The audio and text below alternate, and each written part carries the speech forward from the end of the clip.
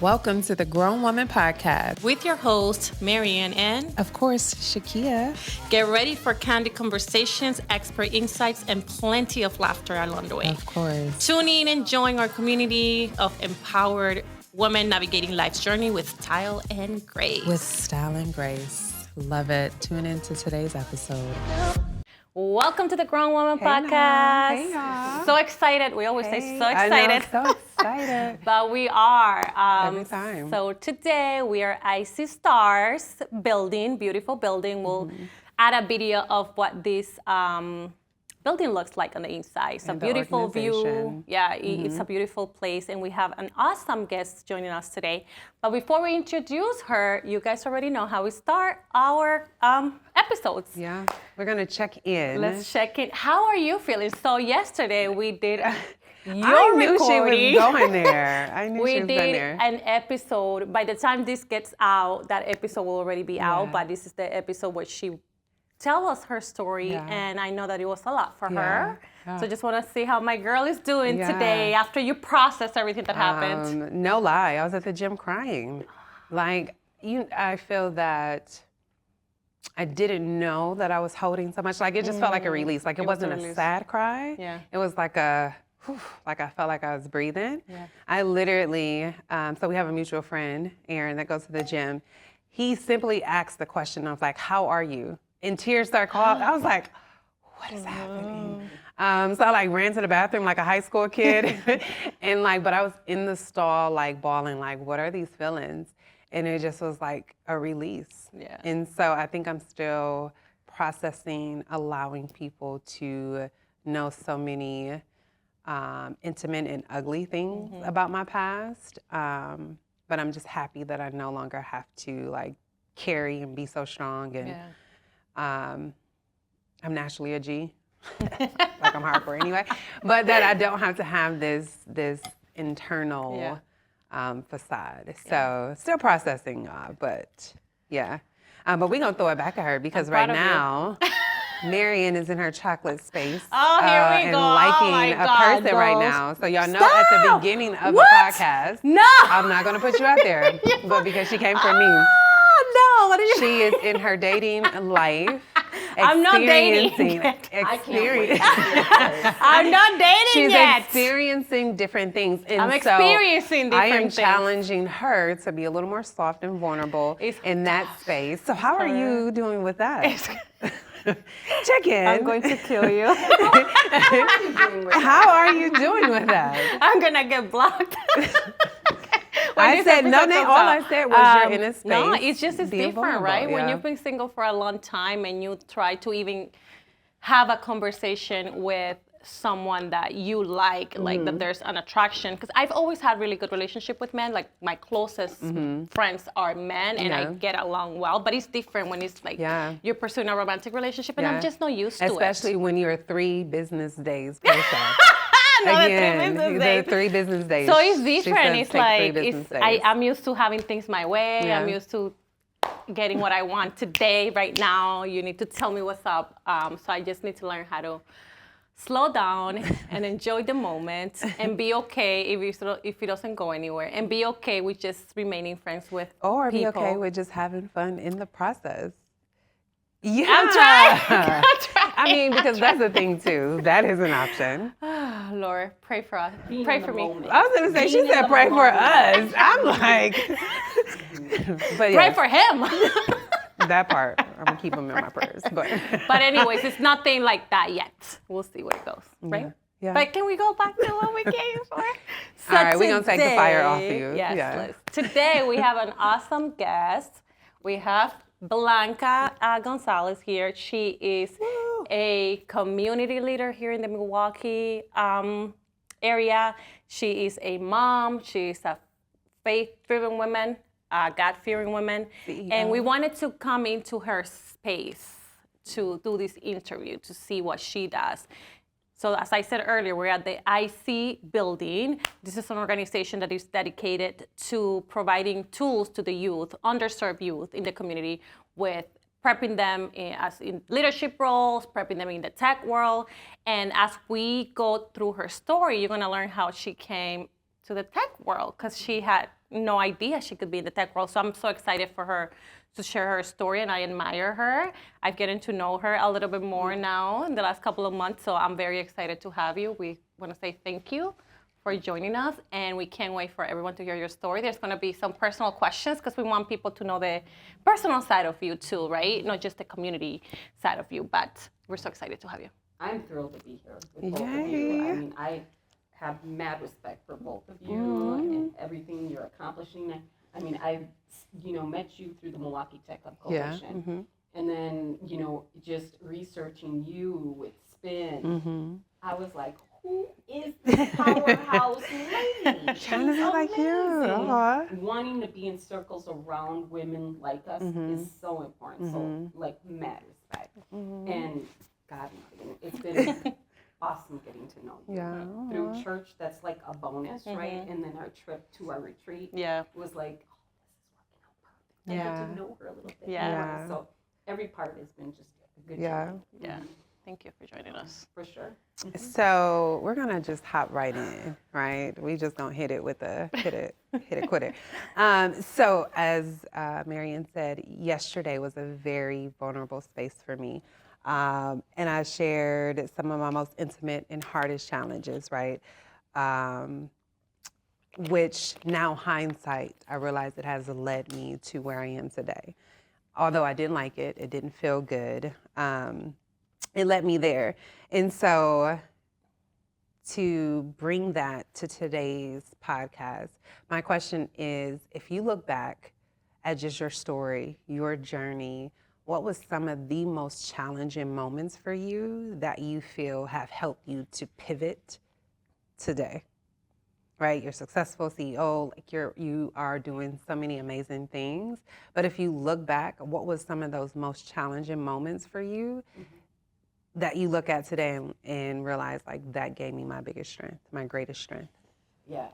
Thank you for calling me almost a CEO, but I'm not. I'm an executive director. Executive director, sorry. We speak in that.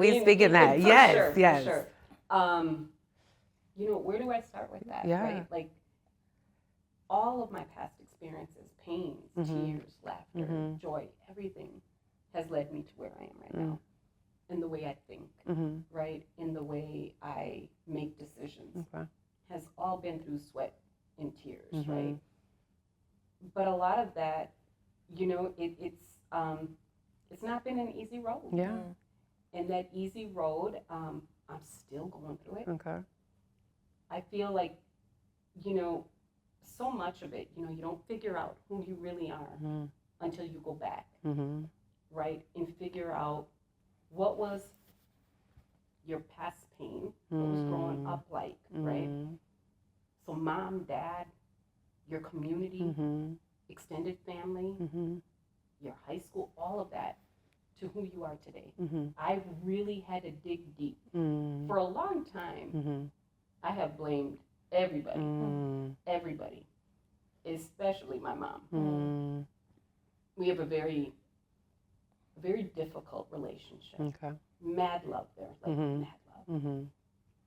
But it's real hard It's to communicate fragile. to mom, right? Yeah, it's fragile. It's real Yeah, hard it's fragile. sometimes. Yeah. And we're still in that space. And it's funny because you said you had a very vulnerable day yesterday. Yeah. I haven't seen my parents, my mom, in almost 10 months. Okay. Which is very hard. Yeah. Because we went from a family of seeing each other all the time, talking all the time to each other, being in everybody's business, right? To silence through an infraction that's going on right now in our home. And so yesterday was my first time seeing her.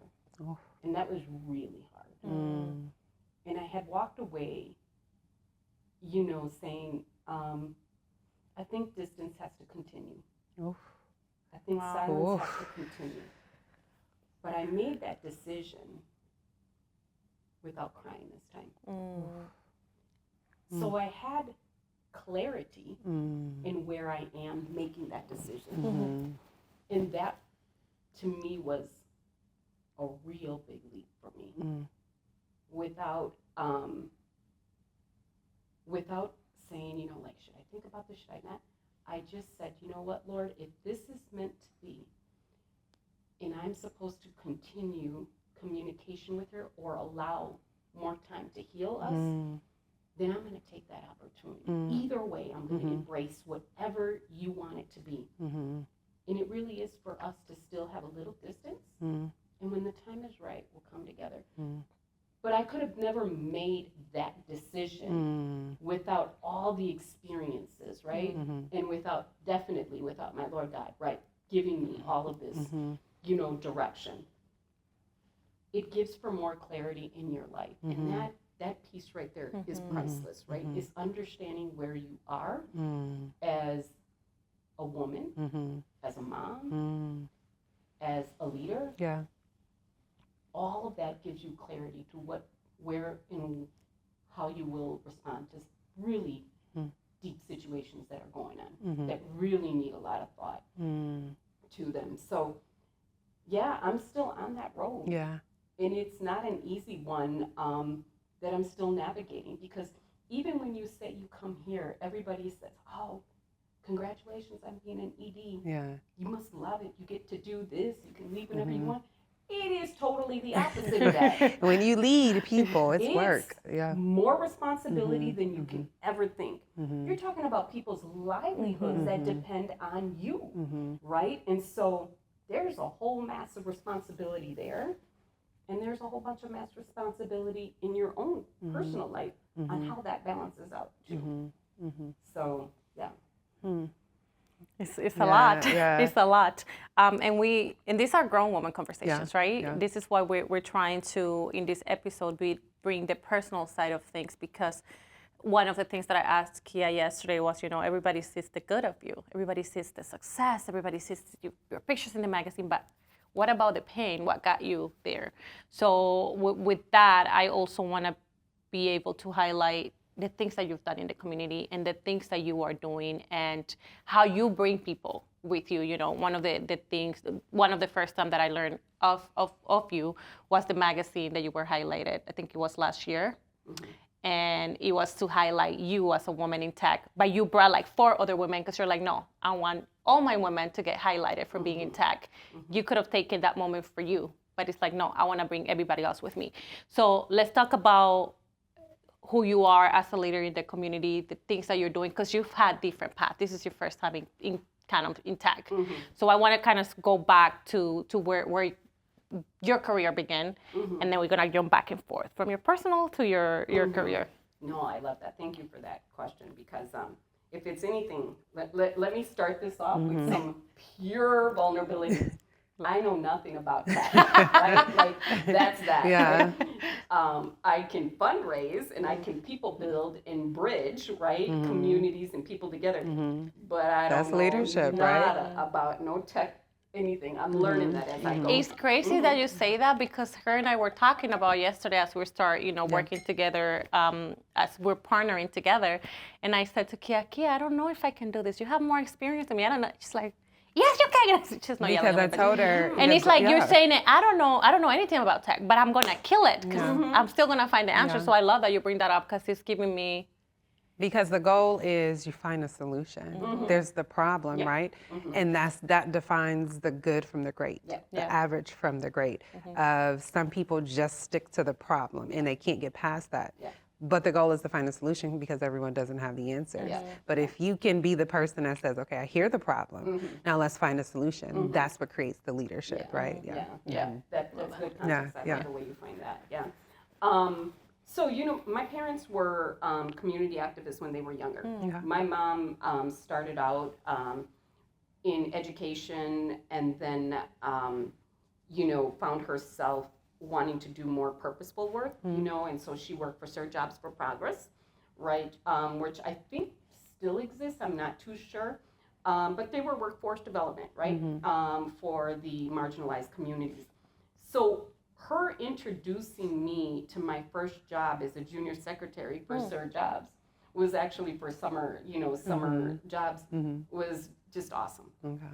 I somewhat fell in love with the work when I used to go and see the program people, right? Like, I'd go hand out literally envelopes to people's desk, right? Or answer landline phones, Yeah. right? Sir, Dr. I was Parker, like, how may I when help was you? it landlines? No, I'm just like, Exactly. I'm just like, they were around when I was little. They were around when I was little. Sorry.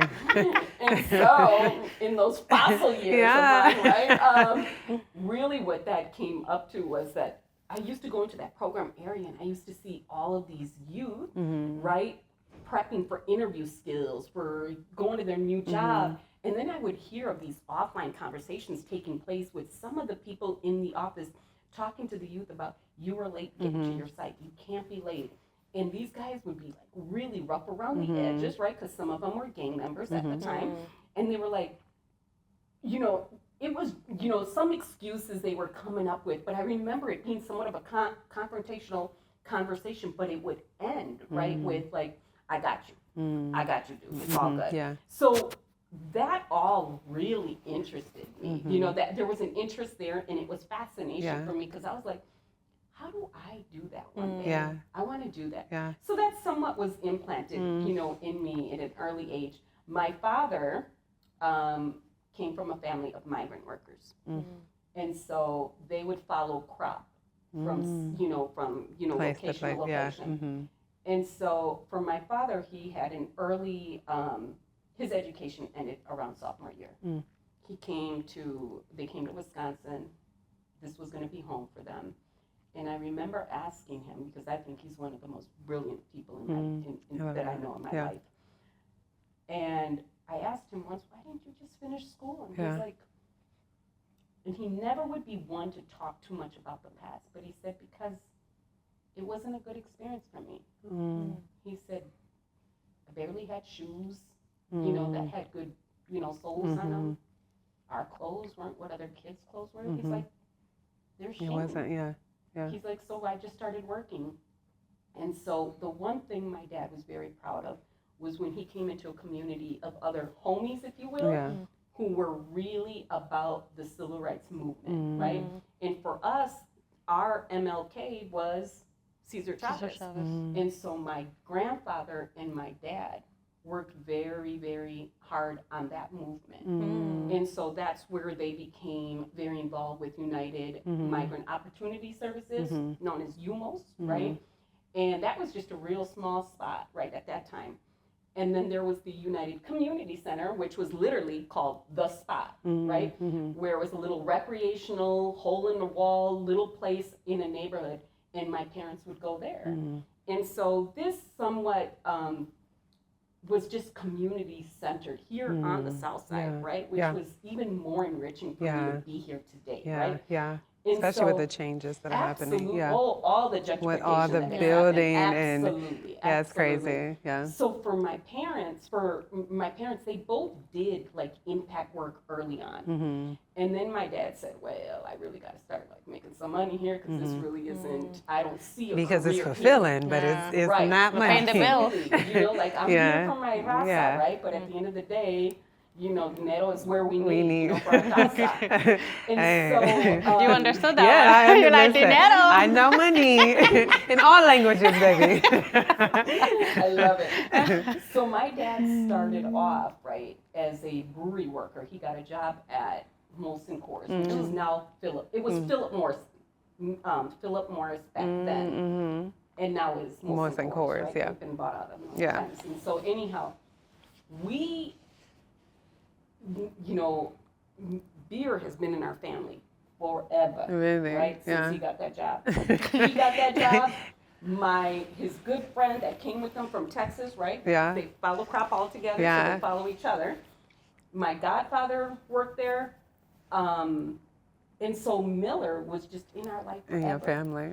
And so I also got to see the impact that had on my family. Because believe it or not, at one point, Philip Morris allowed them to drink on the job. Really? So at lunchtime, they could have a beer. As time evolved, they got to see what that impact How it was. affected people. My dad actually, Poppy, I'm so sorry, but this is all for the good of this podcast. Poppy, please. it's okay, it's okay. But my dad, you know, really had a hard time with not controlling his drinking. And so there was sometimes, you know, that he got picked up, Yeah. you know. There was, he definitely spent some time in rehab. Mm-hmm. And so us seeing that is an early age, right? All my uncles, because my dad comes from a family of 12. Oof. Oh, they're Latino families, right? Catholic Latino families, right? Y'all and me, the black, we do the same. Listen. And so, you know, my dad was the second oldest of the 12. Mm-hmm. And to his credit, though, not having real mentors or knowing what that was, right? But had admirers, right? My dad bought his first home. He was the first in the family to buy his first home. And with the sophomore education. Right. Yeah. And we were the first family of color on our block. Wow. Now I say that because we grew up on 21st off of Lapham and Orchard. if you're Really? familiar. Like this is what you call today hood, but Yeah, you know, back there it was definitely a Polish, different. very, very Polish, you know, neighborhood. If you couldn't even think of envisioning. All homeowners, Really? very rare. Yeah, it's it's different, but it's also gentrifying right now too. So 100%. yeah, it's going through it again. So we had our school, they sent us to Catholic schools our whole life, and literally down the block. Like, so we grew up in, oh man, my mom and dad raised us beautifully, right? Catholic, you know, upbringing, if you will, religious values there.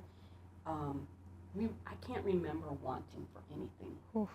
which is That's a blessing. such a blessing. It's a right? blessing. Privilege and a blessing for, once again, Yeah. a man with a sophomore Yeah. education.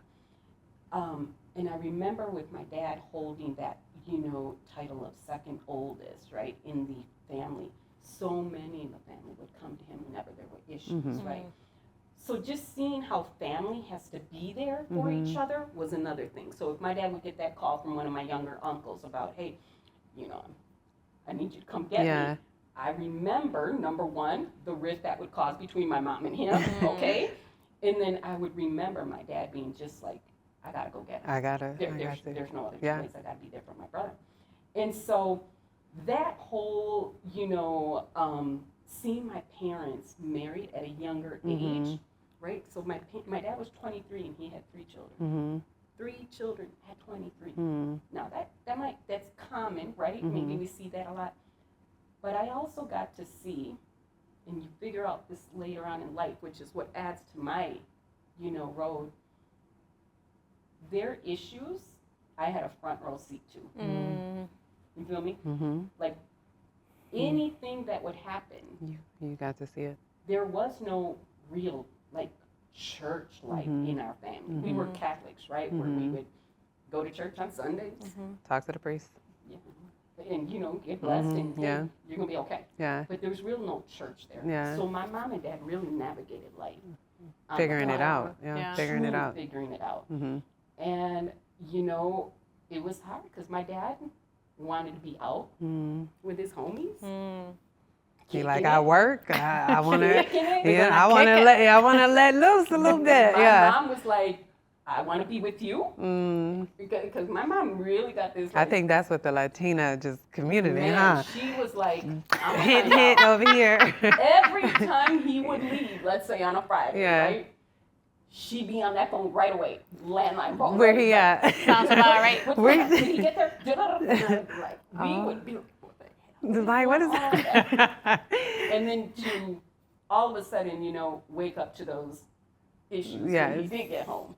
And Because so, she was waiting on him. man, so to say that my parents, right, and I say this with love, right, but real, they've had a surviving marriage. Surviving. And that was nothing I ever wanted for myself, but found myself in.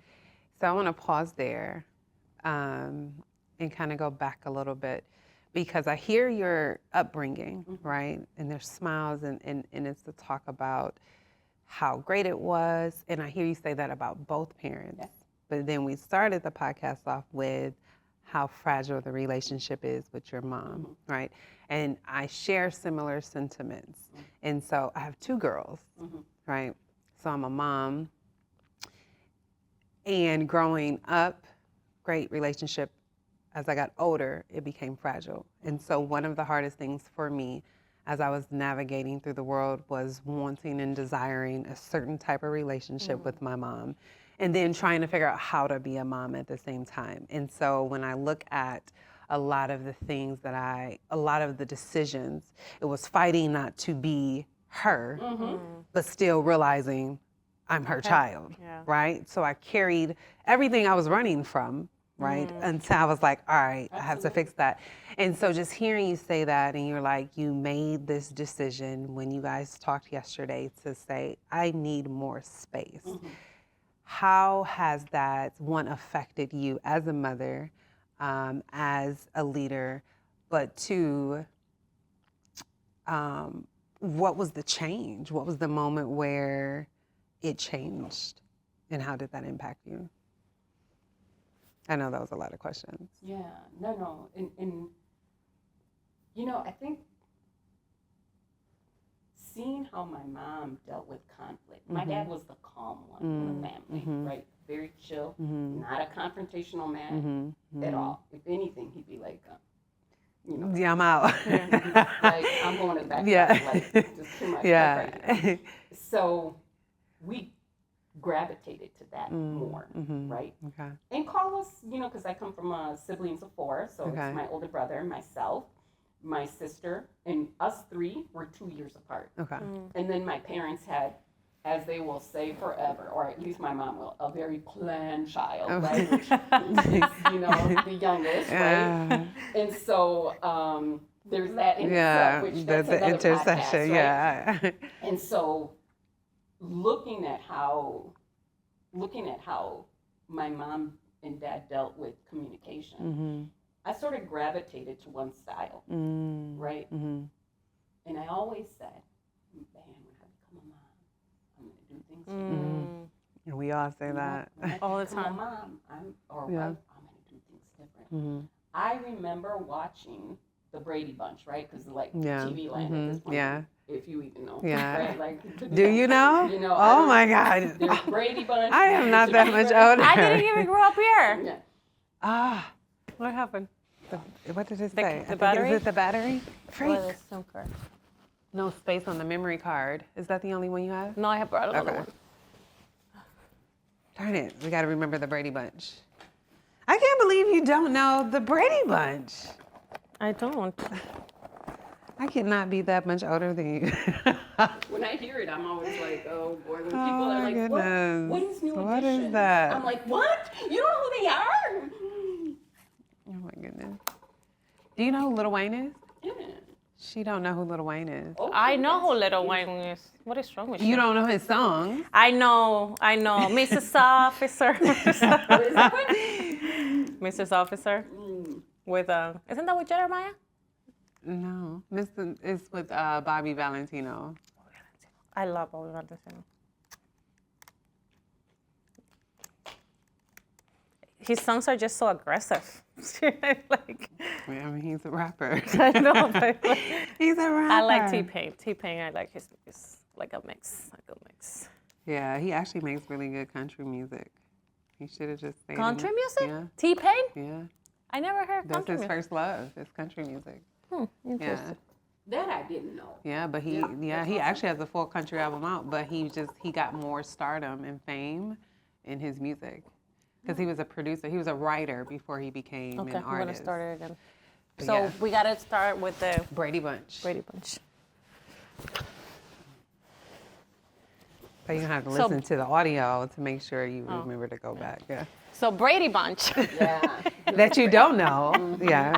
But I remember, you know, on that show, right? Like, I remember there was a conversation that the, you know, characters were having on the show about, if you will, today's conflict resolution, right? She was trying to have a conversation. I thought, you know, to myself, I'm like, I'm going to try this with my mom. You do not watch stuff on TV. Well, in the Black House, you did not. And try new stuff on your mom. That did not go. And I sort of learned that lesson after the fact. Yes. Right? And I remember my mom making, you know, something for dinner, and I was asking her questions. I was like, Mom, but if you write down your feelings, and then I write down my feelings, you have to see what mine say. And she's like, I don't have to do nothing. She Mima. did. And I was like, okay, this isn't going well. Yeah. I was like thinking to myself, Yes. when will that episode ever air again? So I know exactly. Like how to do it. But with that whole, I say all of that to say that I wanted to communicate differently. I didn't want to be a confrontational person the way she was with my father, the way they are even today, you know. I didn't want to be a gesture person who looks and rolls eyes, and there were things that I took away growing up that I just did not want to hear, right? And so that taught me some ways on how to just deal with my own personal relationships that I have today. Okay. And so work in progress, totally. More of your question, I'm sorry. Does have, like, just being a mom and then the relationship with your mom, like how has that impacted, or has it impacted just that journey for you? So I learned to listen. Like my kids, in order to have a relationship with them, I learned early on, there's some kind of light negotiation sometimes you have to have with your kids. You know, like this is what happens and this is what could happen, right? So which one, like, let's work together. How's that going to be, right? This was early on. The second one was like, I wanted them to be really involved in programs, right? Like really involved with programs after school. My parents, being the oldest girl, were very overprotective, so very strict.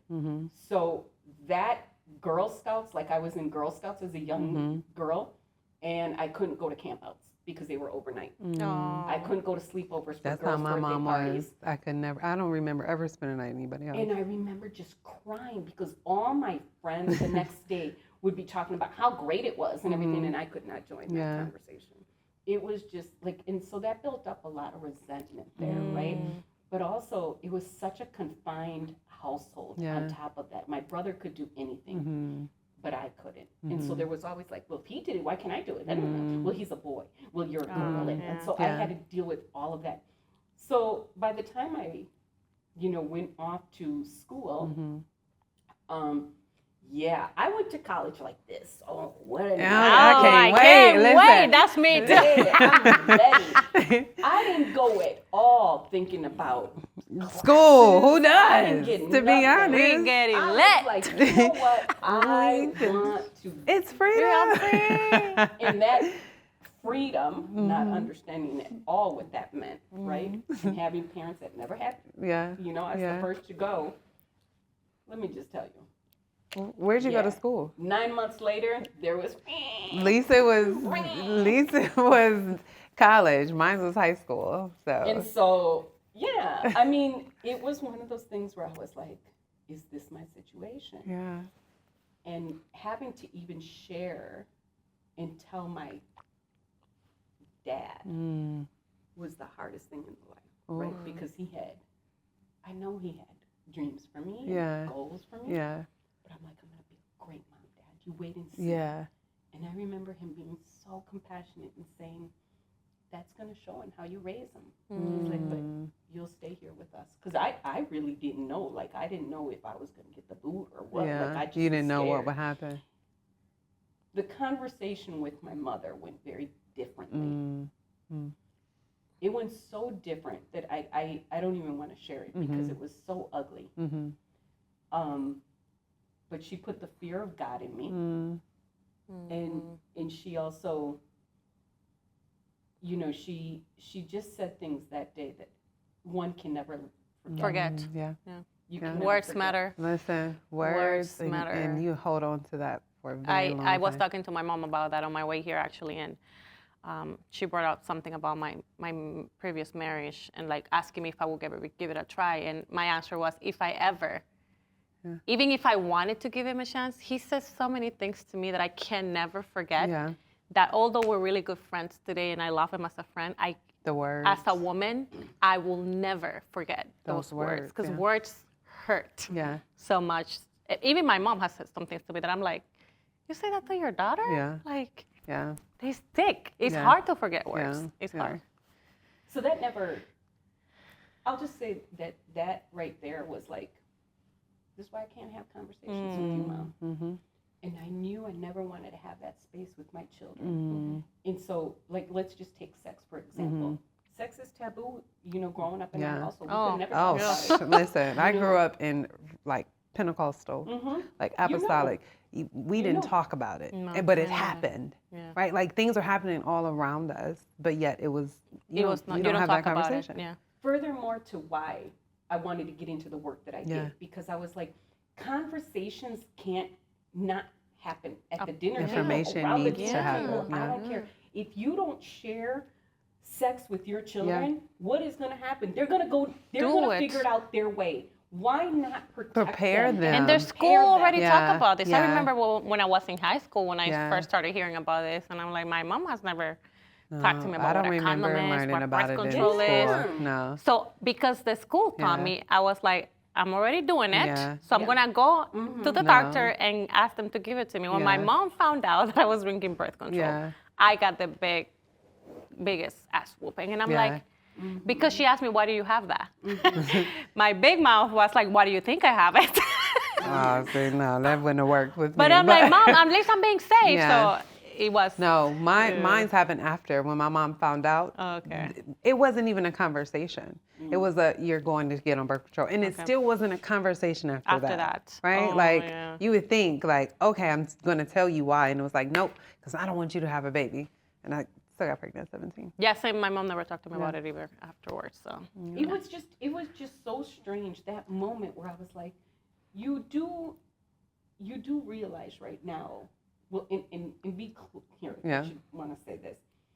I waited until I was far along in my pregnancy to even tell my parents Okay.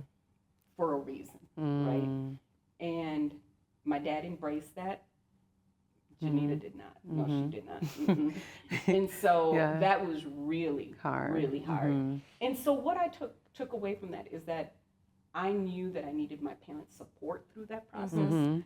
School actually took a delay at that point in time. And so I got a job.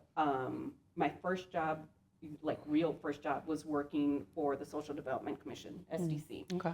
And that position was running their Step Up program, Okay. right? Which still to some degree exists today.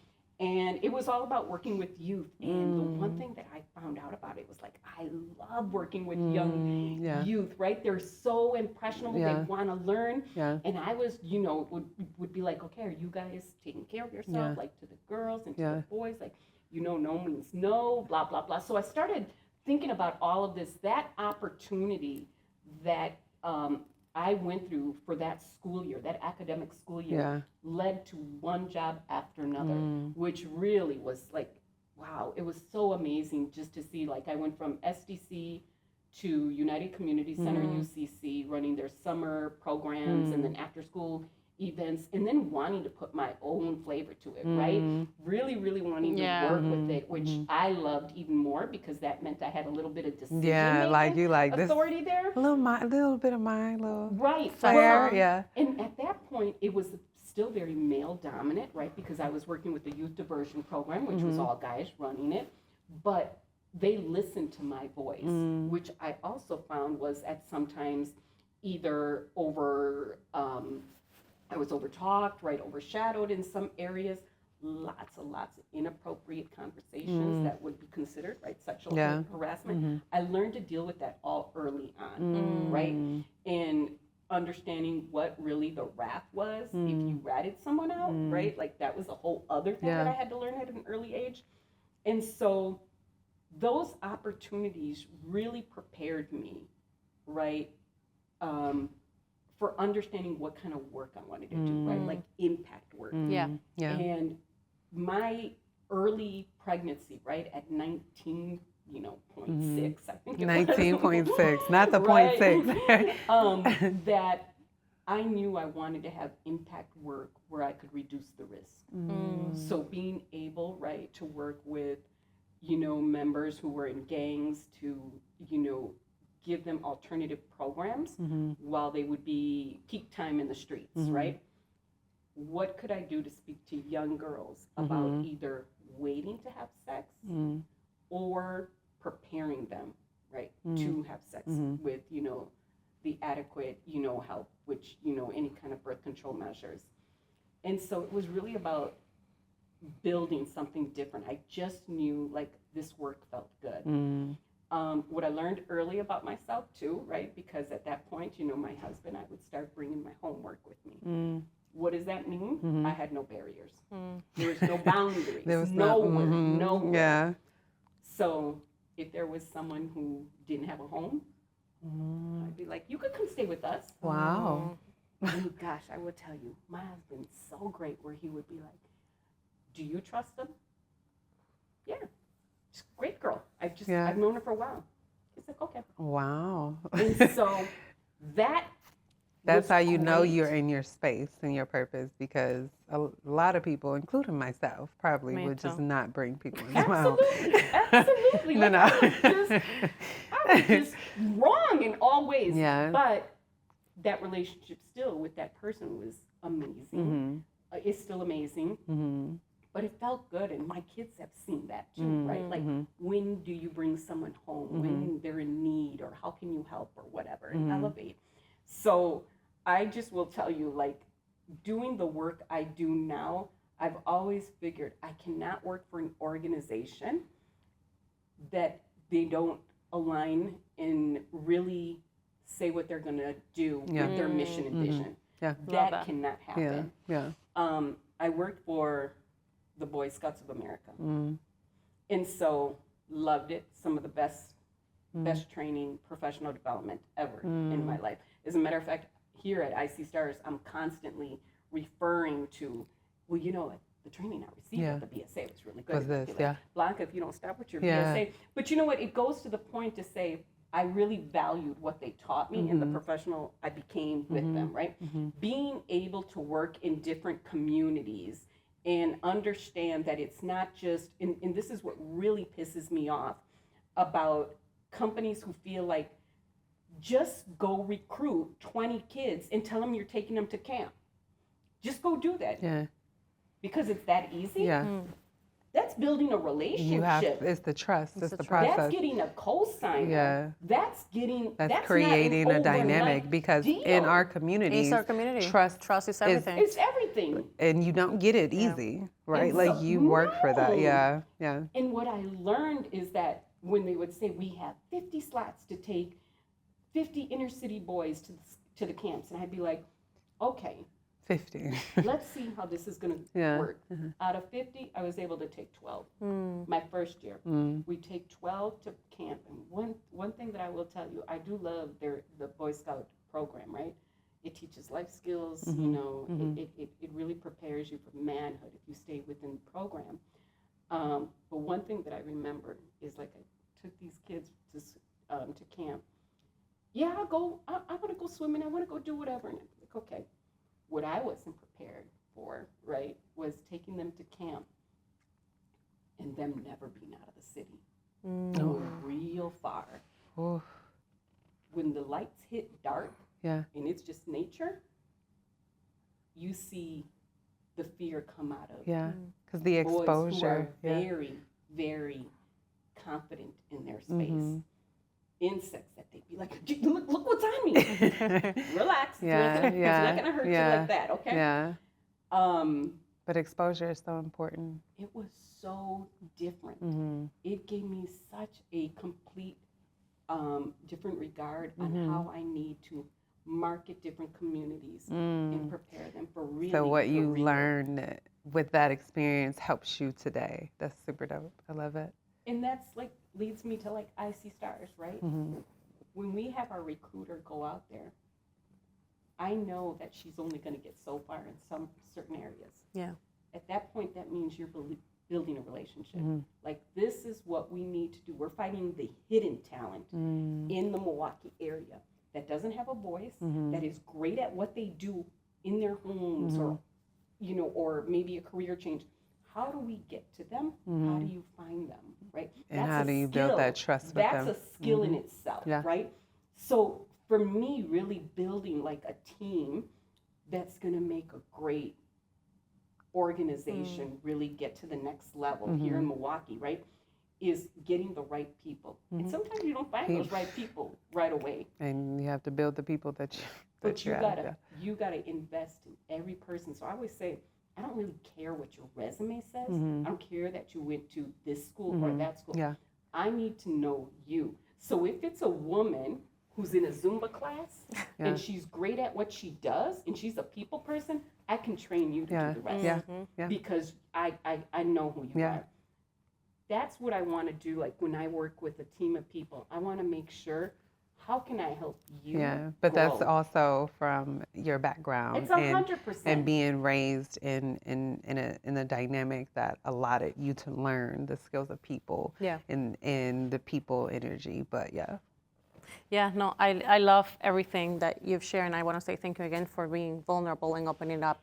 One of the things that I mentioned at the beginning that really I want to really highlight was, again, when you were highlighted in this magazine here in Milwaukee for Women in Tech, I believe it was, and you brought in, I think it was 4 or 5 other women in the Milwaukee area, great leaders as well. So what prompts you to say, you know what, I don't want to do this alone, I want to bring other leaders with me along the line. I want to highlight other people because, sometimes, especially when we're in this industry, in corporate role, sometimes we can get blindsided with the spotlight. And the truth of the matter is, in our communities, especially in mine, there's this crab mentality of, if one makes it to the top, then there's no space for me. So I'm not going to bring others with me because I'm scared they may take my space, right? And hearing what Marion's saying is that you had the opportunity to have that spotlight by yourself, and you like, well, I'm going to bring others with me. Yeah, because you and I have talked about this, and one of the how things we'll be in spaces with women. With women that don't want to see you win. And it's like there's a room, like if we're partnering together to do all of these things because we believe in the power of bringing communities or bringing women together, because there's a room at the table for everyone. And you said yesterday, the talents that you have, the things that you do, I don't do. So we can, help each other out. We've tried working with other, and it's just like, so to see you do that, I would love to understand that. Yeah. No, for sure. Yeah. Like that was a no-brainer, right?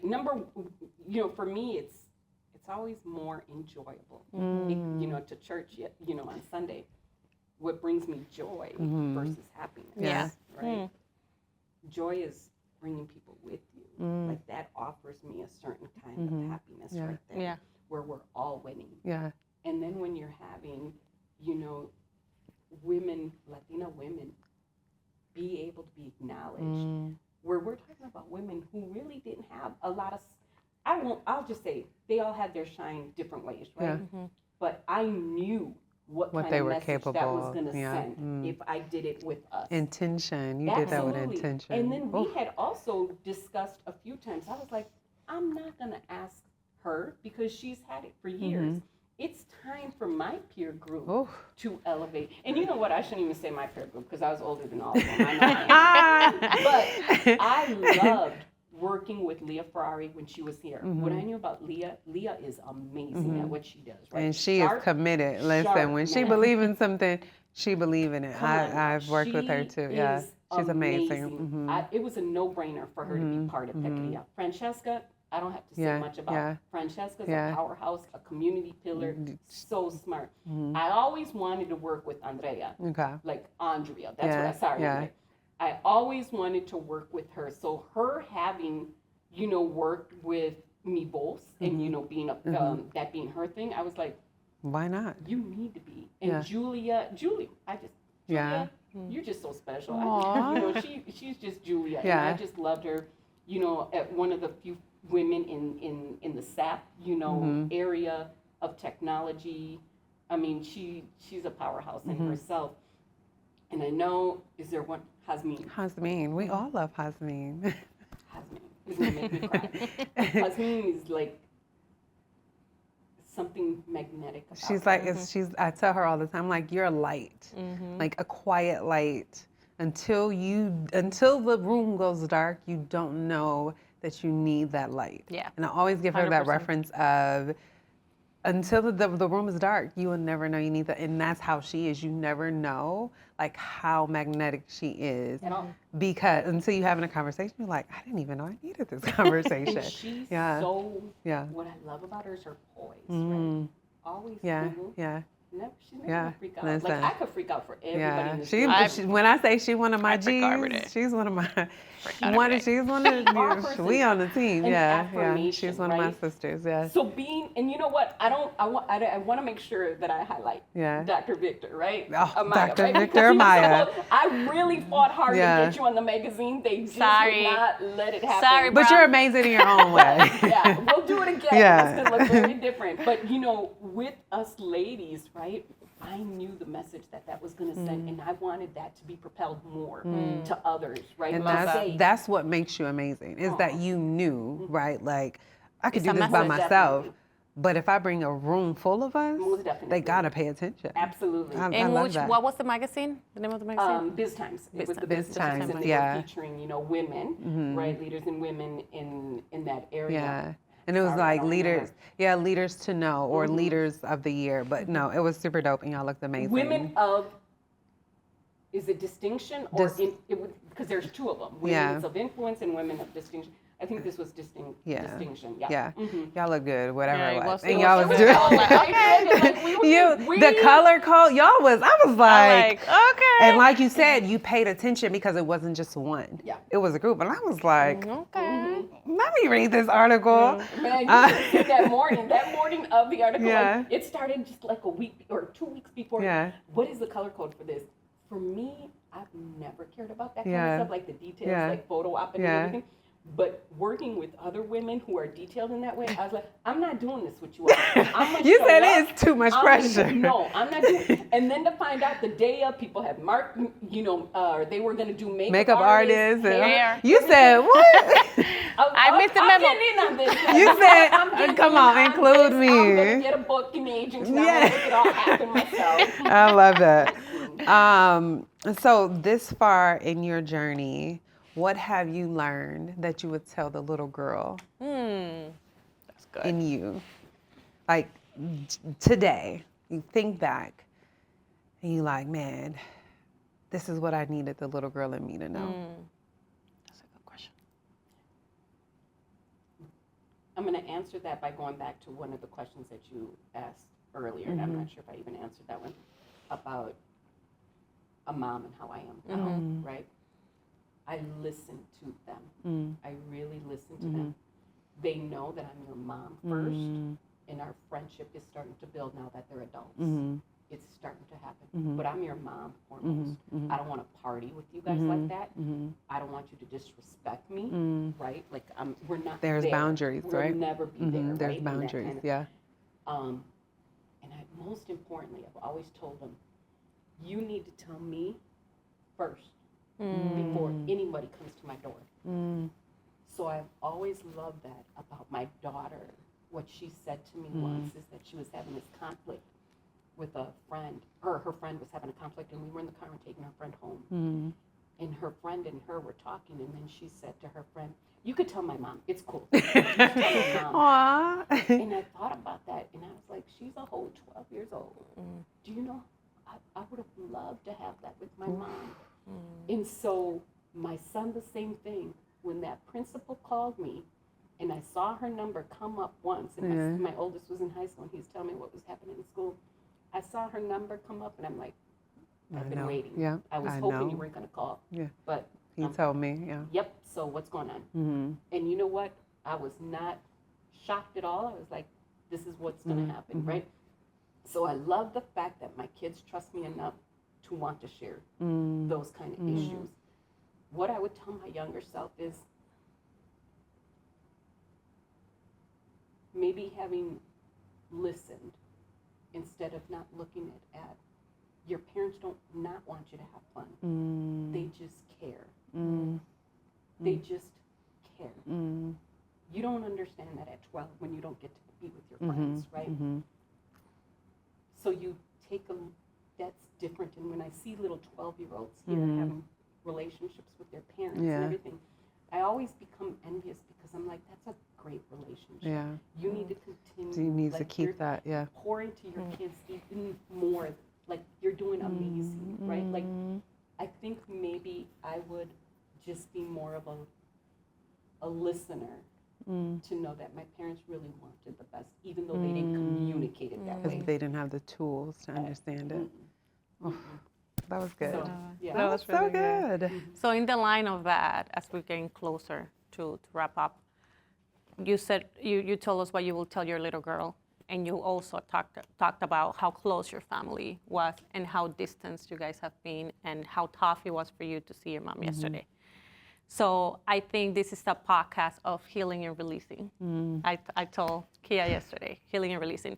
So as you think of all of these things that have happened in your childhood, what has happened to your family recently, and now that you are closer in a relationship with God, if there was something that you needed to tell your mom and your dad, anything that you're like, I feel like this will help me release this weight that I've been carrying, what would that be? Thank you for asking that. Oh, Because yesterday I did, when we saw each other, we were at my sister's house. And I had called Lisa and Hector. I'm like, I need prayer before I go meet with them. Can we do this, please? Yes. I didn't know what that conversation was What's going to gonna look be, like yeah. at all. But I asked my dad to sit down, look at me, and I asked my mom to look at me, and she couldn't really look at me. And I said, Mom, please just look at me. And I looked at both of them, and I just said it. I forgive you both. oh, I forgive you both. yeah. And my dad couldn't see me, and my mom, in her true form, said, for what? And I thought to myself, which led to the decision, right, about space is still needed, right, because she doesn't get it. I don't know if my mom will ever get it, right? Like, But you did your part. You did your part. I had to do that, and I had to share that with them, and hopefully they sit with it, right? Because my dad did call me later on that, like last week, which I was like, oh, I thought, thank you so much for calling me. Like, I needed to hear your voice tonight, like, because at one point I was driving home, I was like, it's okay, God. I know what did the my message part. is. It's Yeah. all good. You know what? I'm going to be okay. I'm going to love from afar. Pray for them every night. It'll be okay. But just having him call me and say, are you okay? In his way, he was letting you know that he understood. Oh, that hit me. Same thing, you know, relationship with Christ and building that with him. Angry with my mom for a very long time. I remember having to do the same thing of having to call. And in my mind, I'm like, she did these things to me. Why do I have to call? And it was just like a prophecy that came, and the preacher was just like, God needs you to forgive so that he can help you to move on.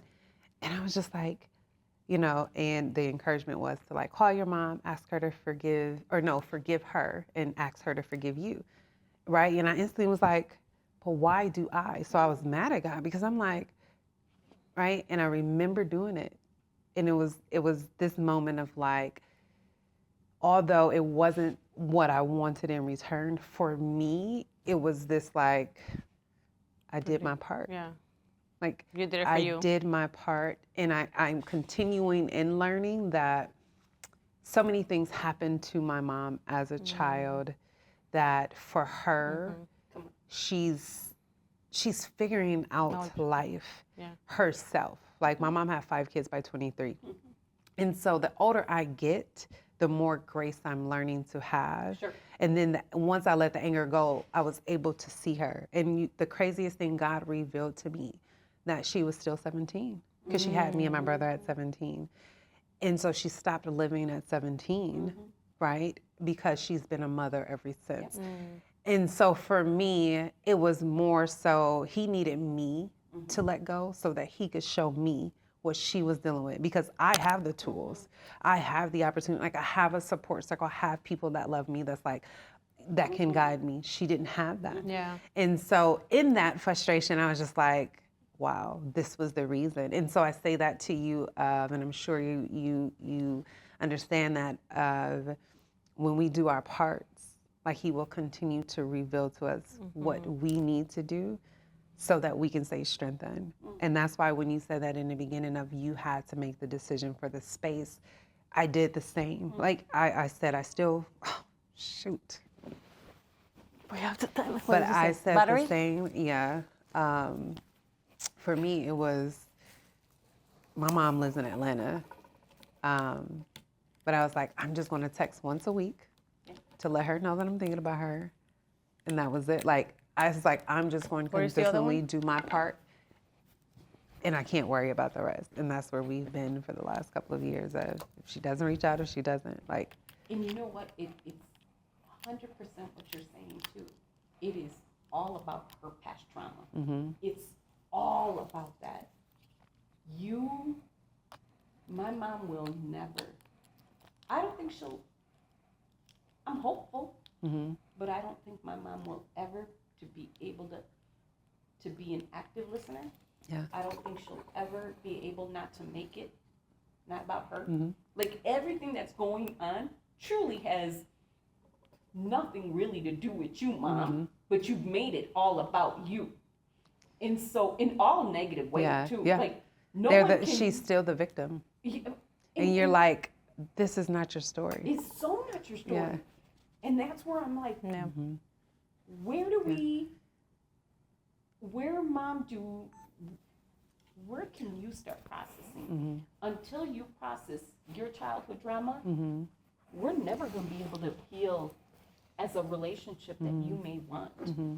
Right? And so my sister and I have been able to definitely do the work, Mm-hmm. you know, and I'll just say this, because of everything that I've learned, right, with Mm-hmm. self-help and, Mm-hmm.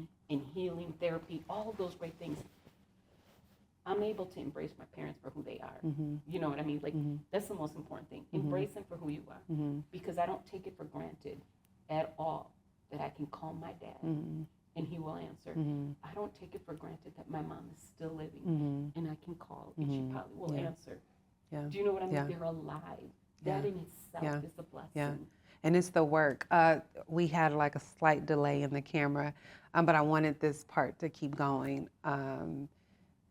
And we just kind of ended with understanding our moms are in a place and us having the tools to understand that they're still working out their trauma. And the only thing that we can do is work ours, right? Like for me, I'm like, I want a peaceful life. I want to live healed. I want to live whole. Amen. Amen. And Mm-hmm. I would love for her to be able to move in that space with me, Mm-hmm.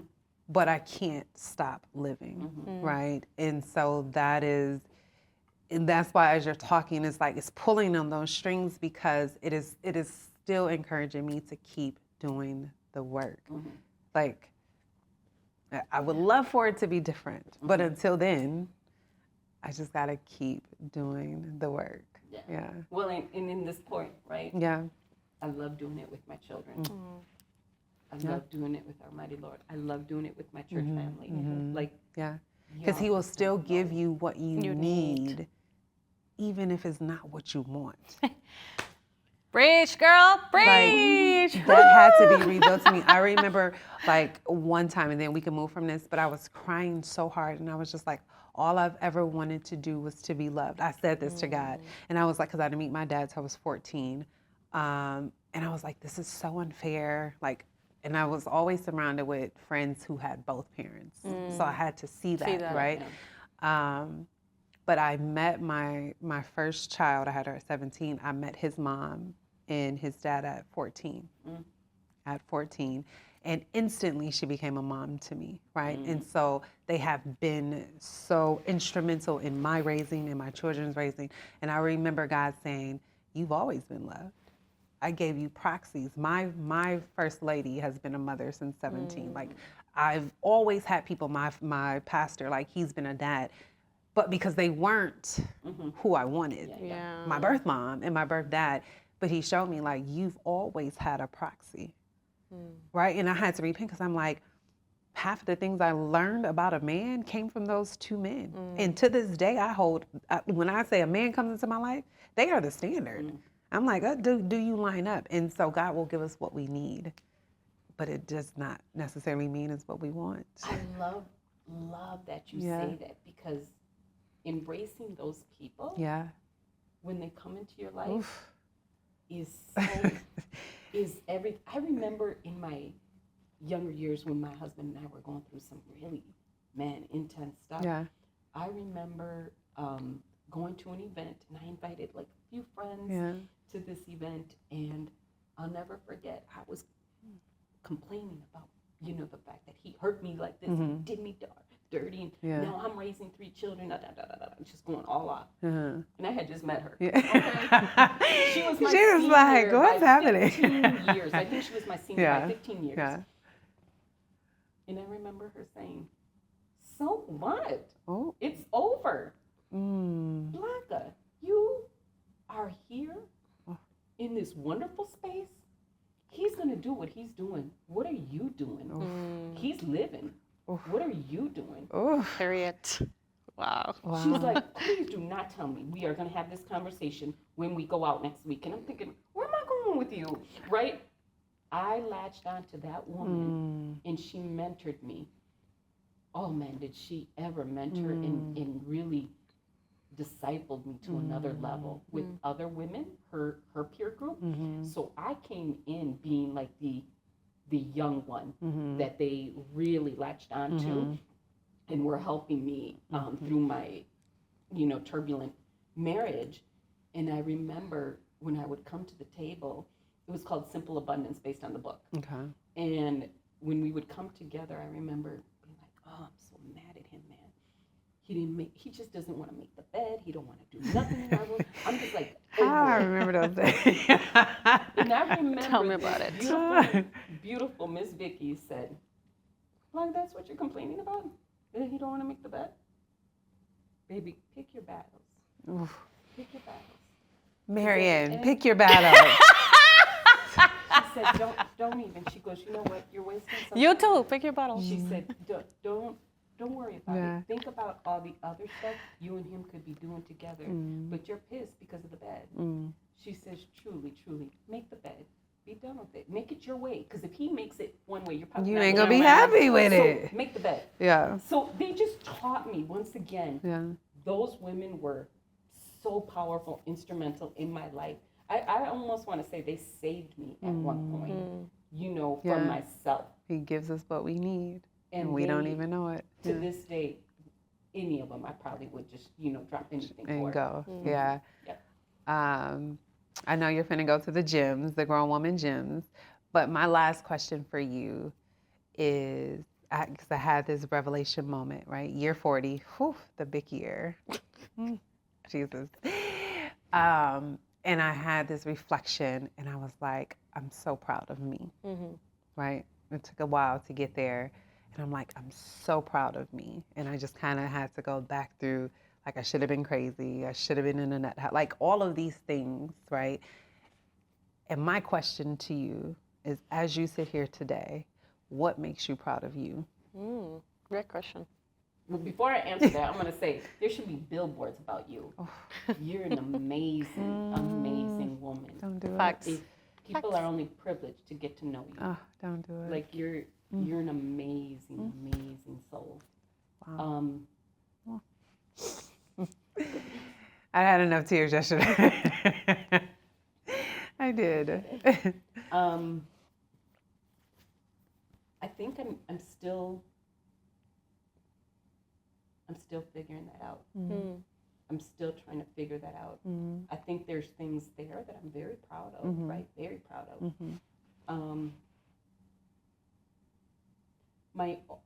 The one thing I will say is that what I can look in the mirror now and look at is, and really say, and for all the people I've done wrong, I'm saying this, right? Whoever hears this, I am such a flawed individual. We all. I am so flawed. We all are. That it was never, anything I've done to hurt people was never done in an evil way to hurt them, right? Like, or, or, if they felt like I did them dirty or it anything wasn't like an that. ill It intention. wasn't ill-intended, right? And I think just looking at the part that I'm just trying to be a better me. Ooh.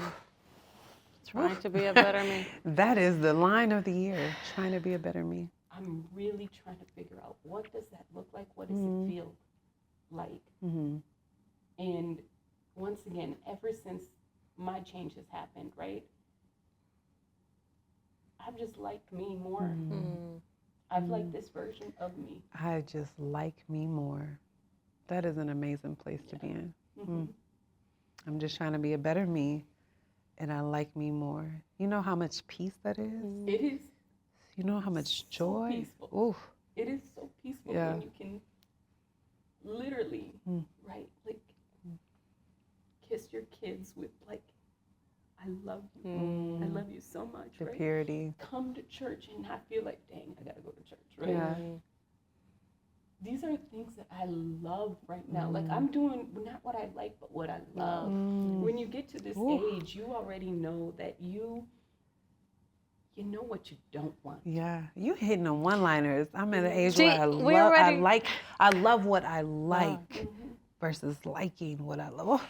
Like that is the desire to be able to wake up every day and love what you're doing. No, you know, and once again, being able just to once again, what brings you joy rather than just being happy. Because happiness is fleeting, but joy is forever. This is it. And I'm trying to figure out what does that all look like. And there's still, once again, that road is not going to be smooth. There's no guarantees of that, right?